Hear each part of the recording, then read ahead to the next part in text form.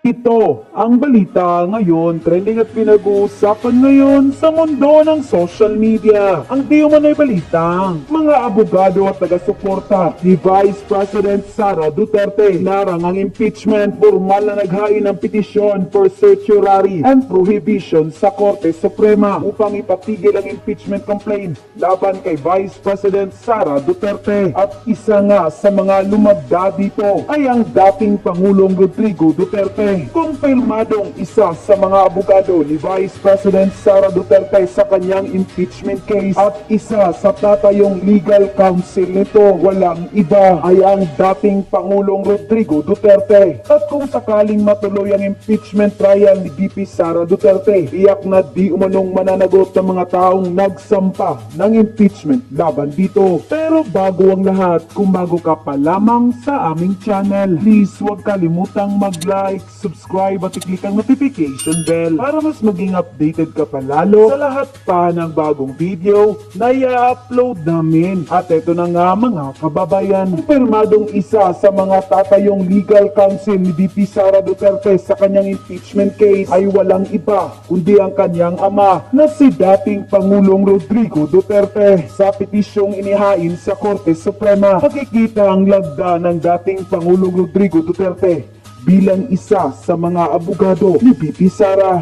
Ayon pa sa balita, Rodrigo Duterte kabilang sa mga abogadong humarang sa impeachment ni VP Sara. Kasama si dating Pangulong Rodrigo Duterte sa mga legal na kinatawan ni Vice Presidente Sara Duterte sa petisyong inihain sa Korte Suprema upang hadlangan ang kanyang impeachment. Batay sa kopya ng petisyon, kabilang din sa mga abogado ni VP Duterte ang kanyang biyanan na si Lucas Carpio Jr. at ang ilan pang law firm. Naghain ng petisyon for certiorari and prohibition si VP Duterte noong February 18 kasama ang agarang kahilingan para sa temporary restraining order at writ of preliminary injunction upang pigilan ang Senado sa pagsasagawa ng impeachment trial. Hiniling din sa Korte Suprema na maglabas ng final na kautusan upang ipawalang bisa ang ika-4 na impeachment complaint na inaprubahan ng Kamara noong February 5 kung saan 215 mambabatas ang lumagdas sa reklamo. Ang petisyon ni VP Duterte ay hiwalay pa sa naunang petisyong isinampa ng isang grupo ng mga abogado mula sa Mindanao noong parehong araw. Unquote. At kahit anong resulta ng impeachment ay hindi magbabago ang pananaw ng taong bayan at lubhang excited na ang taong bayan sa mangyayaring bakbakan na ito kung sakaling matuloy ang impeachment trial ni VP Sara Duterte. Lalo na't kasama nito ang kanyang ama na walang iba kundi si dating Pangulong Rodrigo Duterte.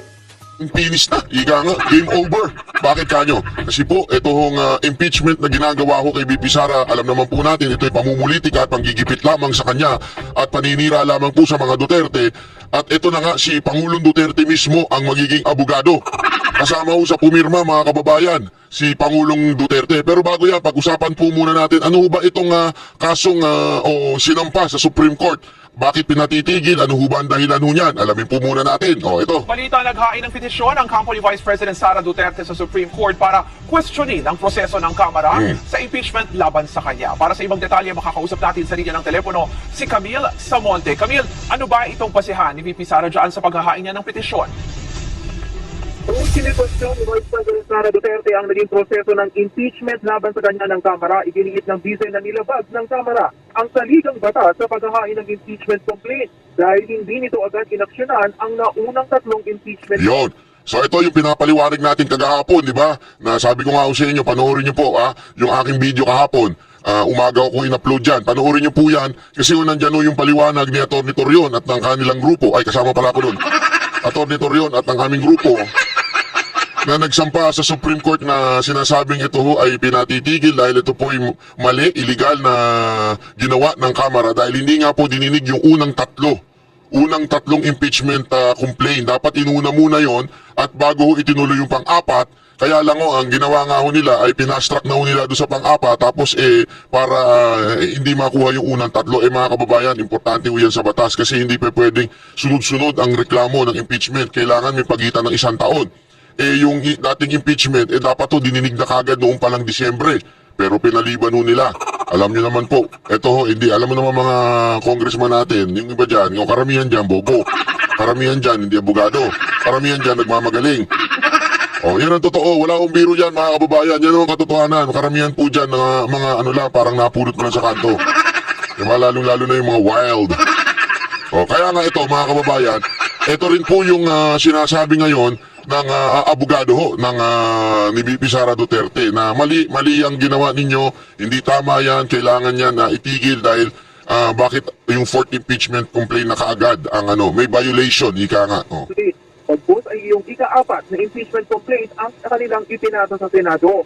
Sa kanyang petisyon, hiniling ni VP Sara sa Supreme Court na maglabas ng temporary restraining order at writ of preliminary injunction para pigilan ng Senado sa naitagawa ang impeachment trial sa kanya. Maglabag daw sa saligang batas ang proseso ng impeachment sa Kamara dahil isang impeachment lang ang pwedeng ihain sa impeachable official sa loob ng isang taon. Yun. Inihain ng VP ang petisyon sa sunod ng paghain din ng petisyon ng ilang kaalyado ng mga Duterte laban sa impeachment. Ayun, no, sunod-sunod na. Naku, yari kayo ngayon. Pero ito, mas matindi ito. Si Digong mismo, si Pangulong Duterte mismo ang abogado. Samantala, nanindigan naman sa Senate President Chito Escudero na Yan. hindi magpo-convene ang Senado para... Kaya kasi ang dami yung nagpipilit daw sa kanya.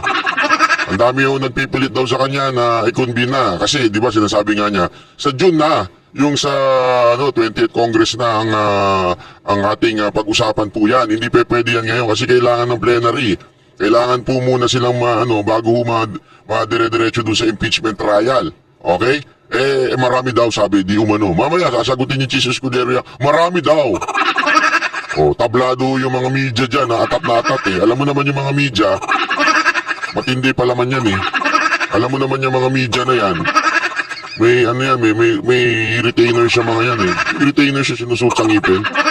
Hindi, may mga retainers yan eh. Hindi natin alam kung sino nagpupush niyan. Impeachment trial ni VP Sara habang nakareserve pa ang Kongreso. Giit ni Escudero, hindi dapat madaliin ang impeachment proceedings dahil kailangan maging maingat sila sa paghawak ng kasong ito. Ayaw raw ni Escudero na magpadalos-dalos dahil baka ma-technical sila sa proseso at ma-question pa sa Korte Suprema. Yun, mabuti pa ito si Chis Escudero eh. Hindi ako sold totally dyan kay Chis Escudero ah.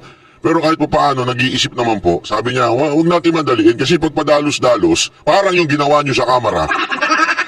Di patong-patong kayo ngayon na kaso dyan, o patong-patong kayo ngayon ng petition sa Supreme Court, di ba?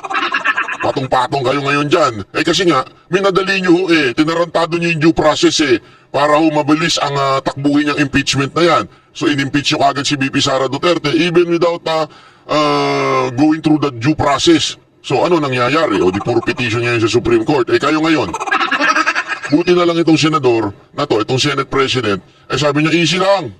Chill, Brad, chill. Alam mo naman, may date pa kami ni Hart. Hindi ganun, Marat ba? Ikaw naman, masyadong intrigera ka Ingit ka lang, porket may heart siya.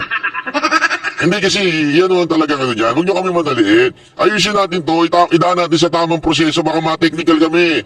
Kasi alam mo, tama siya eh. Pwedeng ma-technical sila pag ipilit niya yung plenary ngayon. Break na ho eh. Tapos na eh.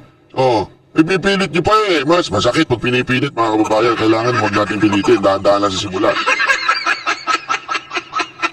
Sinasabi ko na sa inyo mga kababayan, huwag ko tayong namimilit ng kapwa. Sabi nga, pag hindi pa hinog, huwag muna nating pitasin. Ika nga, di ba? Yan yung sinasabi, simple-simple niya sa mga magsasaka natin eh, di ba? Tama po ba ako, Lenny Robredo? Magsasaka sa tubig. Ay, hindi. Diba, huwag mong pipitasin hanggang hindi pa hinog. Parang ganun din sa mga sa mga mangingisda eh. Pag hindi pa malaki yung isda, huwag mo munang kunin, huwag mo munang hulihin. Diba, antay mong maging hinog. Ito kasi minamadali. Hindi ko nga maintindihan ito mga kababayan ha. Ito mga tarantadong congressman na ito. Mantakin mo ha, December pa lang, meron ng impeachment na complaint. Diba? Tapos, sabi sa batas, sabi sa rules, ika nga, sa rules nila, kailangan maibigay kagad sa speaker. Mahina, di ba? Mahina siguro.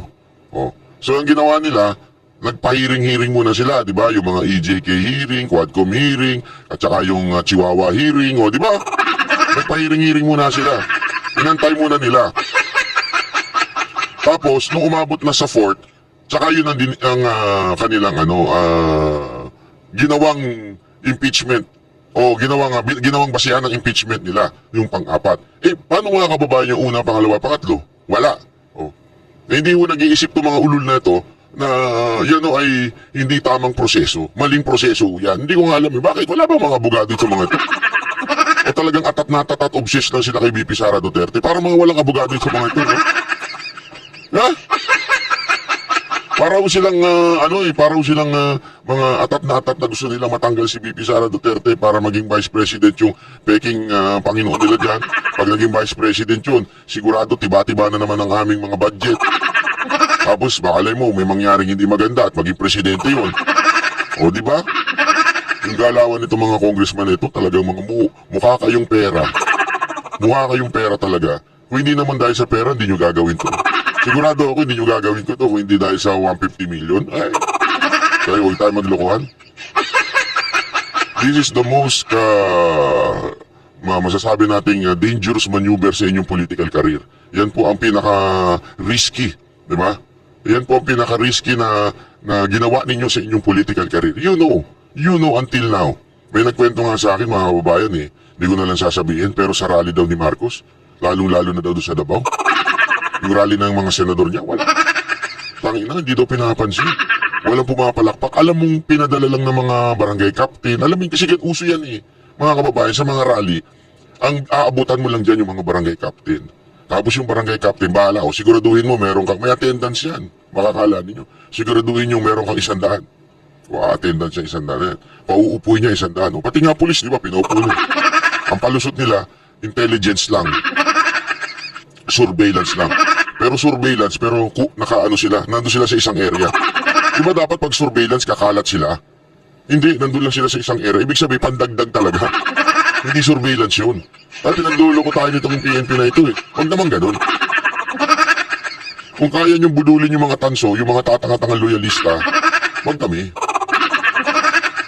Ngayon nga, sabi nga nung nagkikwento sa akin, sabi, wala talaga. Walang pumapalakpak daw. Hindi daw naghihiyawan, lalo na sa Davao Oriental ata, di ko sure kung saan yung rally na yun. Wala daw, basta Mindanao yun. Wala daw talagang napalakpak. Talagang malungkot daw. Nagmukhang tayo nga daw yung mga performer dun Yun ay kwento. Alam mo sabi ko, yan naman, kitang-kita naman sa mga video yan. Di ba? Panay ang kaway ng isa dun Pati ding-ding kinakaway na. Kaya tuloy nasasabihan kang buhog siya Hindi, alam mo. Kaya ka nasasabihan na sabog Paano pati ba naman yung ding-ding kawayan mo? Hoy! Okay lang kayo mga anay?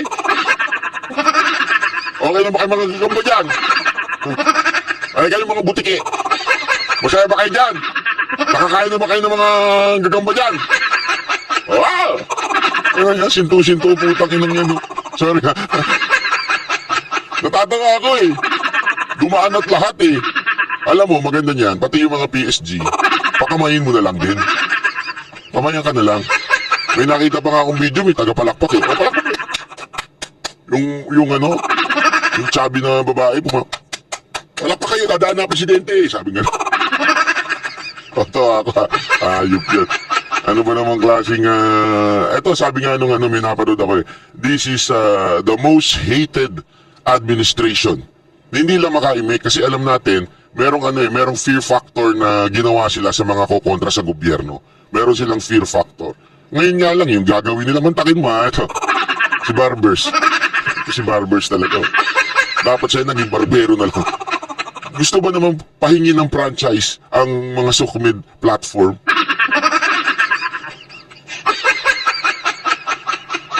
Alam niyo yung franchise. Diba yung franchise, yung kunwari, network, ginagamit niya sa mga network sa GMA, sa News 5, mga ganyan. Katulad nga nangyari sa SMNI, kahit labag sa batas, yung ginawa nila, pinatigil nila, di ba? Kasi humihingi ang mga network ng franchise mula sa Congress. Sila nagbibigay niyan di ba? May balita pa nga tayo dyan, mga franchise for sale. Woy, alam ko yan! Alam niyo yung franchise for sale? Mga mayayaman bumibili sila ng franchise nila. Marami silang binabiling franchise. Tapos pag parang lumalago, pag tumataas yung presyo, parang stocks. Ginaganon daw. Tapos ibebenta ngayon sa interesadong mga producer. Ito, may franchise na ako. Akin na itong franchise na to. Parang license yan O ito, pwedeng gamitin to. Sama na ako sa korporasyon ninyo. Pwede tayo magtayo ng istasyon. Ganon. Franchise for sale ang tawag dyan. Yung mga bali-balita dyan. This time naman, gustong pahingan ng franchise itong mga sokmed. Itong Facebook, yung X, yung what do you call this? TikTok. Gusto nila. YouTube, yung gusto nila pahinga ng gawa ng franchise. Ibig sabihin, lahat ng para mag-exist kayo, kailangan kayong humingi ng franchise mula sa Congress o sa House of Representatives. Ganun po. Kaya nga sabi ko, natatawa ako eh. Bakit to? Kasi kung hindi mo masunod yung gusto nila, kasi basically that's the franchise eh. Power yan ng Kamara. Ay patigil ang isang network. Kaya nga uto-uto yung mga network eh. Oh, gusto nyo? Kaya nga tinanin nyo. That's the very reason bakit hinatulan ang o pinatigil o inusig ang SMNI. Kasi ito yung ano sa kanila. Tandaan ninyo, galaw ito ng mga bata ni Romualdez. Galaw ito ng Congress. Ano sabi? Parang ganito sinasabi nila eh. Subukan ninyong kumontra sa amin. Subukan ninyong lumaban sa amin. Subukan ninyong mag-criticize sa amin. Itutulad namin kayo sa SMNI. Akala ko siguro nila, mapapatahimik nila ang SMNI. Oo, mapapatahimik nyo sa Himpapawid. I mean sa free channel kasi yun ang kinukuha ng franchise eh. Pero sa social media, hindi. Sa mga cable TV, hindi. Kung akala ninyo kaya nyo kaming patahimikin. Ngayon, social media na gusto nilang patahimikin, mga vlogger. Paano? Hindi nila kami mapatahimik eh. Ano ginawa ng mga kagrupo ko? Nagsampa sa Supreme Court, di ba? Antayin nyo pa. Akala nyo yan lang. There's more. Wait. There's more. Kaya akala nyo kasi matatakot kami. Meron kaming kinakapitang katotohanan at higit sa lahat, meron po kaming kinakapitang pangbatas. Oo, kaya nyong baluktutin yung mga batas. Kaya nyong paikot-ikutin yung mga batas. Pero meron pang Supreme Court na huling sandigan ng mga Pilipino. Naniniwala ako na ang Supreme Court, they will not judge according to colors. Hindi ho. Sa tingin namin may pag-asa ho sa Supreme Court. Kaya mga kababayan, kung sa tingin nitong mga ulul na mga congressman natin mapapatahimik tayo ang ginawa ho nila, gusto nila magkaroon ng batas na magkakaroon ng franchise ang social media platform. Facebook, Twitter, hindi nyo mapipigilan yan. Mga kababayan, maniwala kayo. Kahit patigilin nyo Facebook, YouTube, parang ang tanga ho yung hearing kahapon eh, sa totoo lang. Kawawa yung taga-Google eh. Dahil wala yung mga vlogger doon, siya na pagdiskitahan, pati yung tax ng Google, tanga-tanga talaga eh. Tatawa ko eh. Sabi ba naman doon, ilang advertisement ang inaano siya, nagbabayad ba kayo ng tax sa advertisement? Alam mo mga bubo talaga itong mga congressman natin. O magkano kinikita nyo sa mga ano, kasi yun ang gusto nilang palabasin, gusto nilang ipitin sa tax. Hindi nila alam, yung Google Philippines, dito lang yan, hindi naman yan na may hawak ng platform ng YouTube. Kami po, sumasahod sa YouTube America. Kaya nga, nagbabayad kami ng tax sa YouTube America. Nasa ano yan eh, kasi yung kumuha naman kayo na researcher. Nasa ano namin yan, parang kasunduan sa YouTube. Na bago dumating sa amin, kinakaltas na yung tax. Itong mga congressman natin, masyadong nagmamarunong talaga eh. Gumawa naman kayo na researcher nyo. Hindi ho Google Philippines ang nagbabayad sa amin. Amerika ho. Di ba yun ang importante na maunawaan natin. Tapos yung mga ads daw. Halimbawa, mag-ads ka. Saan ka mag-ads? Tanungin kita, kakausapin mo yung Google Philippines. Ulul, taka-taka talaga kayo eh. Hindi Google Philippines. Google Ads yan. Yan o'y hawak ng Amerika. Doon sila nagbabayad. True credit card dyan, binabayaran doon. Yung mga nagpapa-advertise, doon yun. Yung mga lumalabas na advertisement dito na nakikita ninyo. Oh, parang awan na, huwag nyo nang i-skip. Kasi dyan na nga lang nabubuhay yung mga vloggers eh. Hindi, ito seryoso ito ha. Ito tapatan to. Ang mga vloggers nabubuhay lang sa mga views. So wag nyo nang i-skip sana yung ads kasi yung malaking bagay yung sa amin yan. Okay? Kesa naman nang gusto nyo magbayad sa amin mga politiko. Diba? Oh. Ayaw nyo na yung views na lang dito sa YouTube. At least, we can be independent on what we are saying. That's why, nagugustuhan nyo kami. Bakit to? Kasi we're being true. Galing sa puso namin. Hindi kami scripted. Pansinin ninyo, pag nagsalita ang mga vloggers compare sa social media, compare sa mainstream media, di ba sila scripted lahat? Kailangan on paper lahat ng sasabihin nila. Pag they exceed, mapapagalitan sila. Ang vloggers, hindi ho, galing ho sa puso namin yan.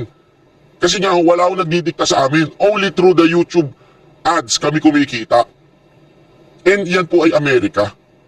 Oh, di ba? Yun ang sinasabi natin. Oh, etong mga congressman na to, ewan ko sa inyo. Mag-research naman kayo. Di, honestly sobrang nakakahiya kayong mga congressman kayo. I mean, magpapahiring kayo, wala man lang kayo kaalam-alam. Nung pinapanood ko to, alam mo, kahit yung mga kasama ko nanonood, natatawa sa inyo. Bakit? Kasi alam nila yung sistema ng YouTube eh. Kayo, wala kayong kaalam-alam. Tapos ngayon, bibigyan nyo, kukuhanan nyo pa ng tawag doon, kailangan pa ng franchise. Alam mo, magiging baryotic tayo. Maniwala kayo sa akin. Paano pag iiwan tayo? Sabihin kaya ng Google, etong mga politiko sa Pilipinas, ang arte. O sige, list na nga kami dyan. Tak!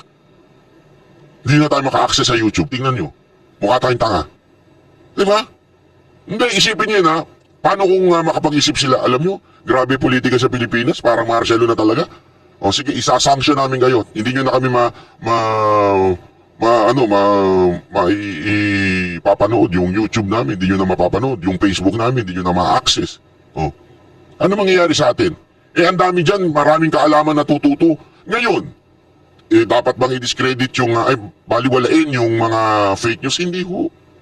Sabi ko nga sa inyo you want solutions of fake news? Make sure na nagfa-function yung real news. Yan lang ho yun Para malabanan ng fake news, labanan nyo ng real news. Hindi nyo malalabanan yan, it will appear. Hanggang kahit mawala lahat ng social media, it will still appear. Tanungin ko kayo, napigilan yung mga chismosa-chismosa? I-franchise nyo na din ang mga chismosa-chismosa. Hindi, walang biro, barbers. I-franchise nyo na rin ang mga chismosa-chismosa. Hindi nyo kasi mapipigilan yan, mawala man ng social media, nandyan pa rin ang mga chismosa-chismosa. Diba? Tuloy-tuloy pa rin po yan. So paano natin mako-combat yan? The only best thing to do is to make sure that the government institution wag nating labanan, have an access to social media para meron silang nalalabas. Ito ang tunay. Alam mo paano nangyari yan nung panahon ni Pangulong Duterte? Ganyan hong ginawa Instead of pag-initan yung mga social media dahil sa dami ng fake news na mga pinklawan, ang ginawa ko nila, nagano sila, real numbers, to make sure na malabanan yung fake news, may mga lumalabas. Kasi kahit mga politiko nagpe-fake news Yung bilang na namatay daw, peke yun. O kaya naglabas ng real numbers ngayon ang gobyerno. Yan ang totoo, yan ang dapat. Tuloy natin to Ruth, kaugnay naman ng petisyong inihain sa SC para atasan ang Senado na magsagawa na mag-convene na agad bilang impeachment court, sinabi ni Escudero na nakipag-ugnayan na sila sa Office of the Solicitor General para makapag-komento. Ang OSG daw ang tatayong abogado para sa Senado. Ruth? Camille, dyan sa mga pahayag ni Senate President Chis Escudero, may mga partikular ba siyang binanggit kung paano sila naghahanda para sa impeachment trial? Ruth, sa ngayon, inahahanda na raw ng Senado ang session hall kung saan gaganapin ang impeachment trial. Naghahanap na rin sila ng supplier para sa road na susuotin ng mga senador bilang prosecutor. Sabi ni Escudero, oras na magbalik sesyon ng Senado sa June 2, doon natatalakayin ang mga aamyendahan sa impeachment Ruth. Yan po ang express report ni Camille Samonte. Ayan, so ito mga kababayan yung balita. Ayan na yung balita na kung saan si Pangulong Duterte ay tatayo bilang abogado sa issue nito sa Supreme Court, yung kanilang petition sa Supreme Court. Kasama po si Pangulong Duterte at si Lucas C. Carpio Jr. Ito yung balai daw ni Pangulong Duterte daw ito. So yan ang tumatayong petitioner sa Office of the Vice President na ipatigil yung itong impeachment dahil ito ay hindi dumaan sa tamang proseso. So kasama si Pangulong Duterte ng abogado.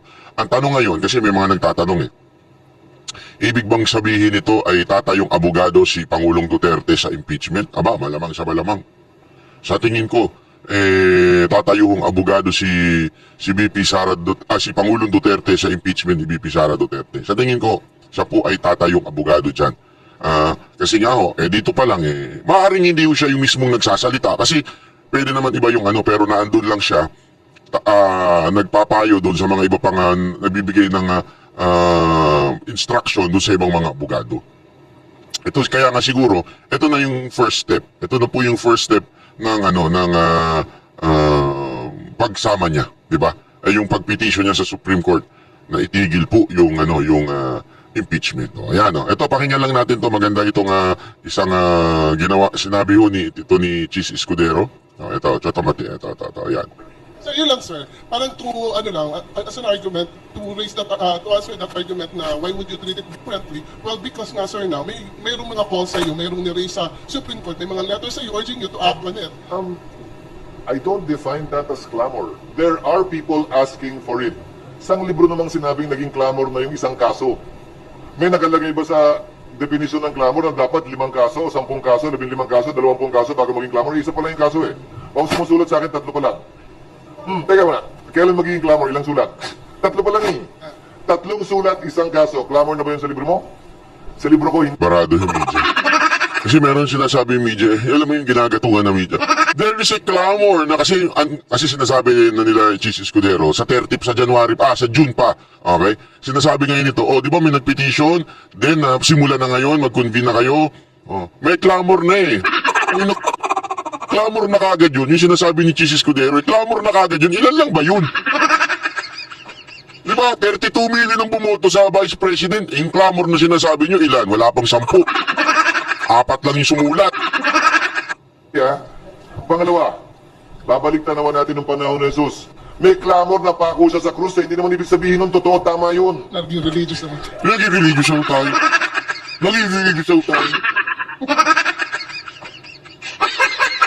Sabit din talaga itong media na to.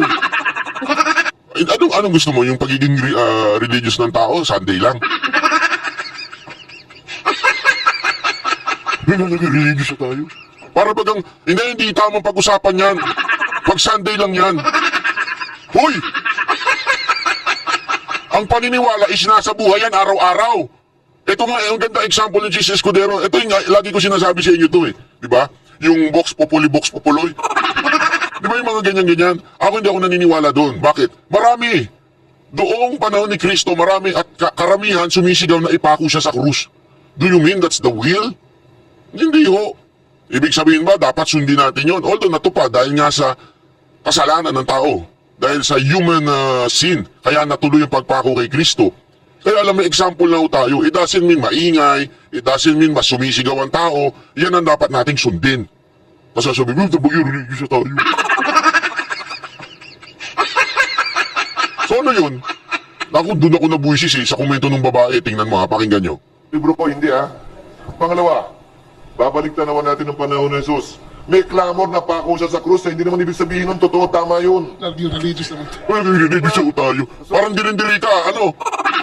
Huwag ka magsisimba sa linggo, ha? Dirindiri ka dun eh. Huwag ka magsisimba.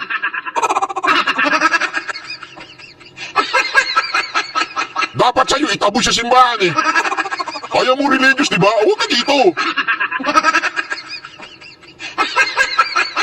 Ayaw mo pag-usapan na reliyon eh. O ayaw mo maging basihan natin ang buhay ayon sa Biblia eh. Linggo lang pala gusto mo eh. Ano ka, Christian Sunday? O Sunday Christian? Pamili ka sa dalawa. Just, lang sir. Just to make it clear lang sir, so parang malinaw lang sir ngayon, ang kikilalanin nyo lang na magkokompas sa inyo sa Supreme Court. Alam ko namang sabihin kong hindi. Kung ano. Diba? Kasi magkaroon ng clamor. Sino ba kasi nagtatanong na yan? Your definition of clamor, Supreme Court pa rin sir, susundin nyo. Ang susundin namin kung anong tingin naming tama at dapat, hindi ko anong gusto ng mga may kulay at partisano ng mga grupo at tao pabor o kontra sa impeachment. Ilang beses ko nang inulit yun. Yung nagsampa ng kaso para i-compel kami, klarong tutol ayaw kay VP Sara at gusto na siyang ma-impeach. Yung nagsampa ng kaso ngayon, laban sa Kamara para questionin naman yung proseso ng Kamara, klarong pabor. Sa ito lang mga kababayan, simple na sinasabi ni Chis Escudero. Idaan natin sa tama. Pag-isipan natin na maigi. Siguraduhin natin planchado. Bakit ba kasi nagmamadali? Utos ba sa inyo yan ni Speaker?